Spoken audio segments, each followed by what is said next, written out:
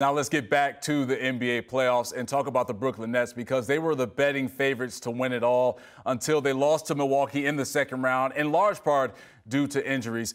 Shams, let's start with Kevin Durant because he's clearly back to full strength after that Achilles injury. So how do you assess his playoff run and what he was able to produce with Kyrie Irving and James Harden going down?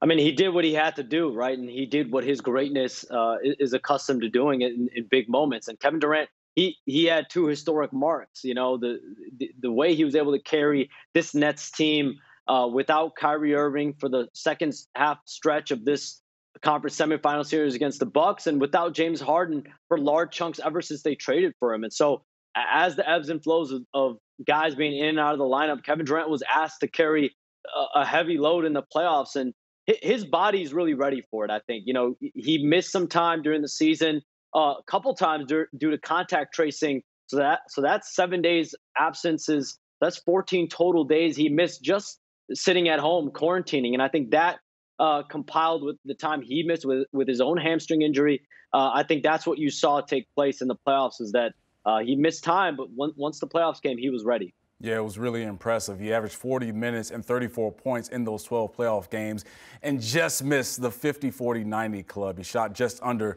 90% from the free throw line. Pat, obviously this team has some real cap concerns going into the offseason, but what do you think they should be doing in terms of building around this title contending team with players not named Durant, Harden, and Kyrie Irving?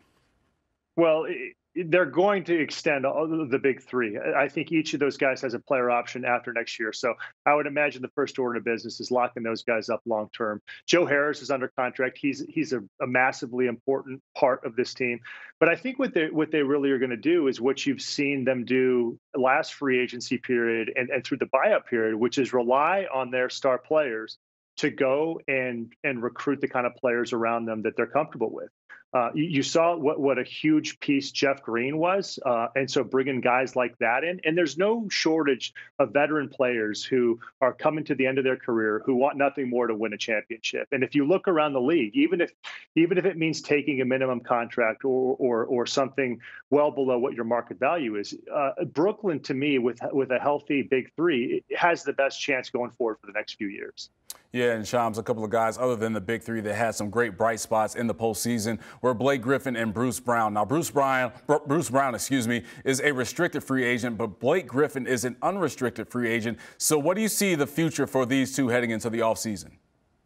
I mean, the Nets' goal is to keep both players. And when they went and got Blake Griffin on the buyout market, their pitch to him was this is not only for this year, but to recoup your value, increase your value, and then try to bring you back in the offseason. I think that will be their goal, but there will be interest the way Blake Griffin played, and even in Bruce Brown, there's going to be tremendous interest in a guy like that in free agency, and they have more than just that. You know, Cam, Spencer Dinwiddie is getting cleared from his partially torn ACL, and he's going to be among the top point guards on the market. Do they bring him back using their rights to bring him back and go over the cap and the tax to bring him back? So there are a lot of questions on the periphery as far as the roster in Brooklyn.